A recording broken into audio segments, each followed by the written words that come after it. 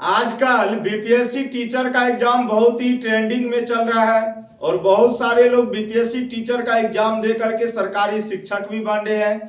अगर आप भी करते हैं बीपीएससी टीचर एग्जाम की तैयारी, तो मेरे प्यारे स्टूडेंट्स, मेरे प्यारे साथियों, मैथमेटिक्स के इस क्वेश्चंस को जरा सा हल करना, क्योंकि ये जो प्रश्न है बीपीएससी टीचर का जो एग्जाम होता है 9th और 10th के लिए, उसमें ये प्रश्न पूछा गया है।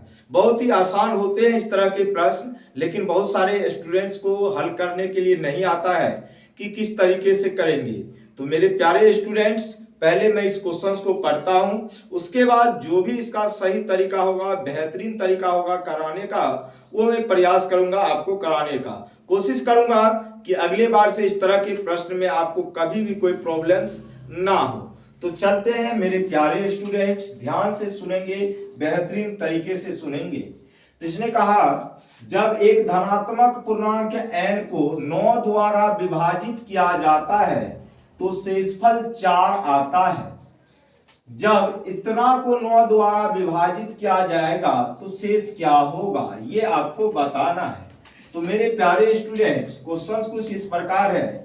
इसने कहा, जब एक धनात्मक पूर्णांक n को 9 द्वारा विभाजित किया जाता है तो शेषफल आपका होता है 4। कितना होता है मेरे प्यारे स्टूडेंट्स? 4 होता है।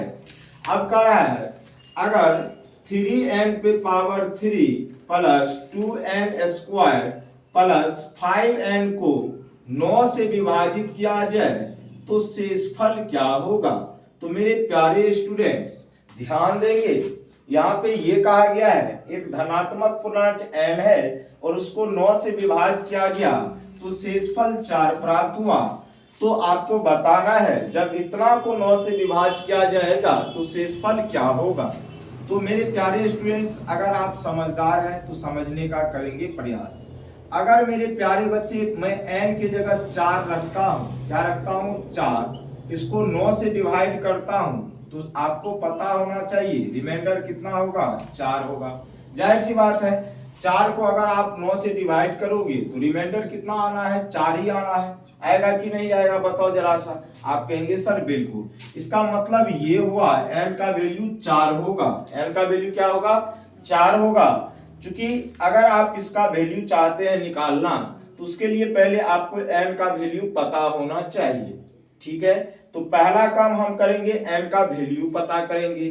अब मेरे प्यारे स्टूडेंट्स, जरा सा ये बताओ, हम कहेंगे 2 को 5 से आप भाग दीजिए और बताइए शेष क्या होगा। तो यहाँ पे शेष क्या होगा बताओ? तो 2 होगा।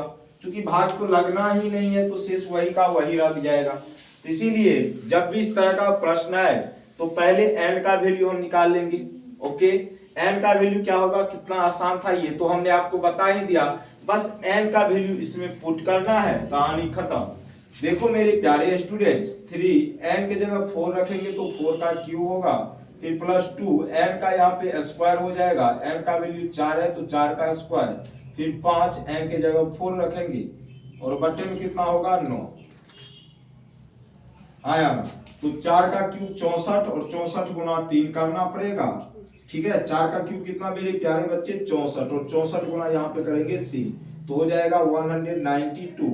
यहाँ पे लिखेंगे 192, फिर प्लस 4 का स्क्वायर 16, 16 दूना 32, फिर प्लस 5 चौका 20। अब इसी को 9 से डिवाइड करना है, तो ध्यान देंगे, तो 2 2 4, उसके बाद 9 3 12 2 14 का 4 हाथ में 1 1 1 2, 244 बटे कितना आएगा? 9 आएगा।